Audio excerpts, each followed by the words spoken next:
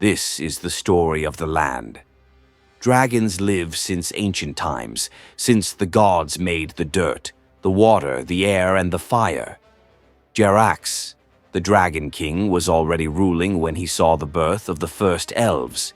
They lived in peace with each other for a while, Jerax seeing them more as singing ants rather than discussion partners. But then the dwarves came out of the Black Mountain. Then the humans, the Goliaths, the Tabaxi, and so on. In no time, the land was full of annoying ants that moved the dirt, that cut the forests, that turned the mountains inside out. They were drinking the water, killing the fish, killing the animals, and raising dirt to meet the sky. They were now wearing armors and forging steel weapons and gather in large numbers in dirt nests. The ants were now biting from the Dragonland, even fighting back when the dragons wanted to eat. One day, Raisa, one of Jerax's daughters, the one with the silver wings, was killed by a pack of steel ants. The Dragon Kings raged like never before, went like thunder over one of the dirt nests, burning everything to the ground, leaving no one alive. This is how the war began. At first there was no resistance to the dragon's revenge. Steel ants melted and burned, but Jerax was not yet satisfied. He wanted all of them to die. He wanted to scorch the land and purify it from the invasion. This is when the alliance was born. The humans, the elves, the dwarves, the Goliaths, the lizard folks, the animal folks, the bird folks, and all other kind of ants united and fought back. They built machines to throw steel sticks and to capture the dragons. Few young ones died, fueling Jerax's rage. But then the unthinkable happened. The ant used magic to corrupt the dragon eggs or even subdue the dragon babies. Those that hatched were foul, either animals with no intelligence or grace, or either frail and rotten. Some even attacked their own mothers. Some were blind to this world but binded to the dirt or the darkness.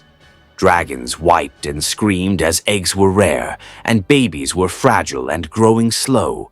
Vertisa, the Dragon Queen, Jerax's wife, begged him to stop the slaughter and save as many eggs they could, but the Dragon King was unyielding.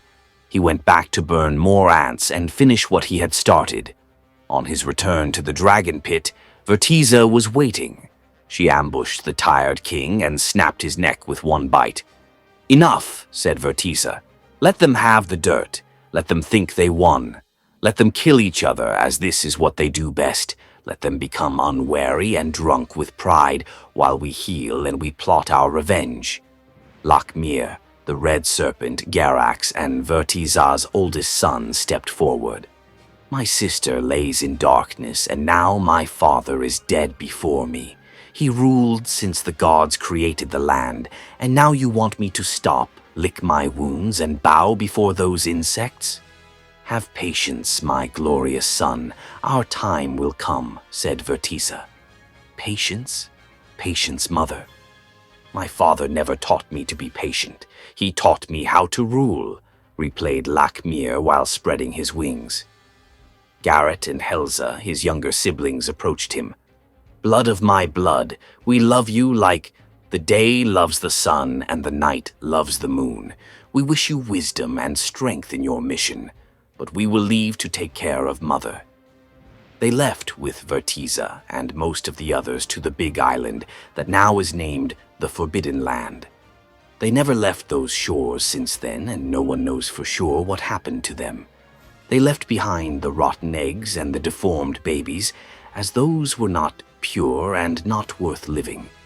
Some dragons fled to the mountains to hide in caves or to small islands in the forever sea. Lakmir went to Yeshville in the south. He landed in the courtyard of the main fortress, the seashell castle. He burned most of the house of Sogorn. Those that were not burned were eaten. He named the castle the Red Lair and ruled those lands since then. The Alliance did nothing to help the poor people in the south. They were happy that the dragons were gone, and for a while there was peace as everyone was rebuilding. That was 170 years ago. After no longer than a generation, the ants went to war again. There was too much land with no ruler, so they wanted to reshape the borders and gain more power for themselves. The Division War lasted for almost 30 years and made more victims than even the Dragon Wars. After that, Iglar the Unifier took charge and brought peace to Nyria. He ruled for 40 years and his son, Velgar the Builder, for 60 more. Nyria is now divided into 11 regions plus the Red South. King is Etesius the Beautiful. His rule is different. The regions fight each other, but there is no official war in Nyria. At least for now, everything is beautiful at the court of Etesius. There is a red cloud gathering in the south, and everybody fears that the age of peace might end, and the age of the Red Storm might be approaching.